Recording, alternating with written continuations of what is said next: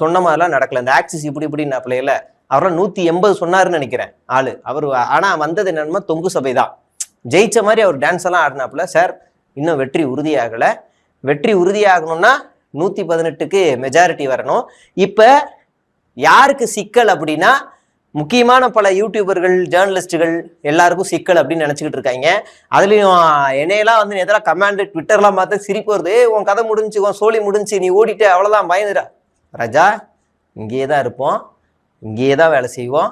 நீ வந்து ஓப்பனா சொல்லணும்னா 2021 திமுக ஆட்சிக்கு வந்ததுக்கு அப்புறம் கரண்ட்ல திமுக ஆட்சியில இருக்கும் போதே திமுகவை கடுமையா விமர்சனம் பண்ணி தைரியமா விமர்சனம் பண்ணது நாங்க தான். அதுக்கப்புறமா தேர்தல் நெருங்கும் போது நாங்கள் விமர்சிக்கிறது, திமுகவுக்கு விமர்சிக்கிறது பாஜக போன்ற சங்கி கூட்டத்துக்கு சாதகமா இருக்கு. ஆனா தமிழ்நாட்டுக்கு இன்னைக்கு இந்தியா கூட்டணி வேணும், அப்ப இன்னைக்கு இந்த ஸ்டாண்டை நம்ம எடுக்கும்னு சொல்லி தான் அந்த ஸ்டாண்டை எடுத்தோம். ஆனா நாங்க வந்து விமர்சிக்கிறதுக்கு பயந்துலாம் நாங்க வந்து நடுங்கினது கிடையாது ராஜா. எங்களுடைய பயணம் இன்னும் வீரியமா அதிகமா தொடரும் அப்படிங்கிறதுல நாங்க ரொம்ப உறுதியா இருக்கோம். அதனால வந்து பெப்பெல்லாம் காட்டிட்டு இருக்காதீங்க. ஏன்னா நாங்க 10 வருஷ ஆட்சியவே ஜெயலலிதா ஆட்சியில இருந்து எடப்பாடி பழனிசாமி ஆட்சி வரைக்கும் நாங்க பார்த்தாச்சு.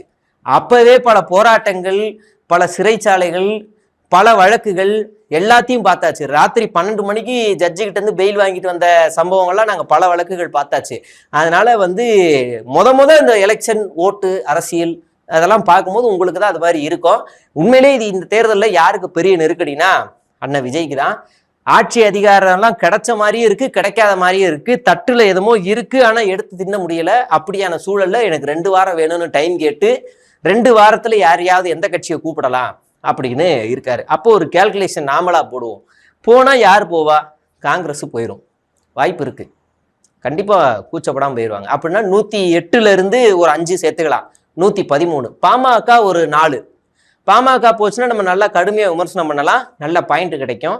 ஒரு 4 போச்சுன்னா ஒரு 16 வருமா? 116ன்னு வச்சுக்கலாம். 108 + ஒரு 5 13, அப்புறம் ஒரு 4 13, ஒரு 4 17, கரெக்டா? 117 வரும். அதுக்கப்புறமா இன்னும் 1 தேவைப்படுது. அமமுக வெளியில இருக்கு, தேமுதிக 1 வெளியில இருக்கு, இந்தியன் யூனியன் முஸ்லீம் லீக் 2 வெளியில இருக்கு.